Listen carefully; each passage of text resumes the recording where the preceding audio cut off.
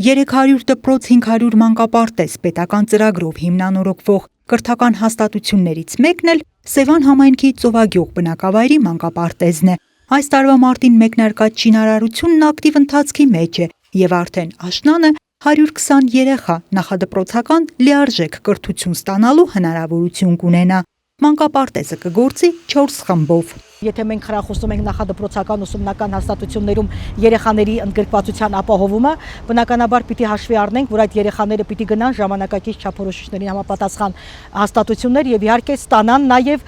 կրթություն եւ դաստիարակություն իրենց տարիքի առանձնահատկություններին համապատասխան։ Նախատեսված է իրականացնել ջեռուցման, ջրամատակարարման, էներգամատակարարման համակարգերի, սանհանգույցների, ինչպես նաեւ հատակի աստիճանների վերանորոգում, պատերի ներքին ու արտաքին հարդարում։ Շինաշխատանքների համար պետբյուջեից հատկացվել է 171 միլիոն 240 հազար դրամ։ Ամբողջ մանկապարտեզը ձևափոխվում է, կատարվում են հարդարման աշխատանքները հենց այս պահին, տվյալ պահին անում ենք մենք այս սալիկապատման աշխատանքները։ Խոհանոցի, լվացքատան, սանուզելների այդ բոլոր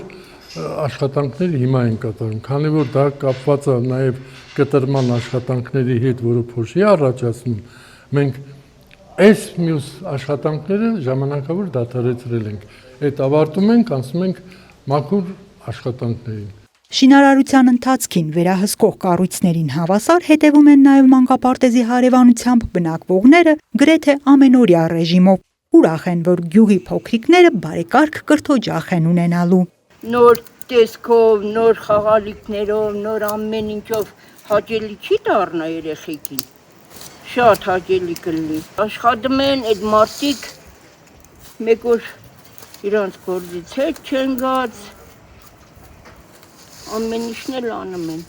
Պետական նույն ծրագրով հիմնանորոգվում են նաև Սևան քաղաքի 3-րդ մսուր մանկապարտեզը եւ Զովաբեր բնակավայրի մանկապարտեզը։ Շենքերի հիմնանորոգումից հետո համայնքապետարանն իրականացնելու է բակային հատվածների բարեկարգում եւ կահավորում։ Անահիտ Կարյան, Սարգիս Ալավերդյան, Քյավառ հեռուստաընկերություն, Գեղամա օր։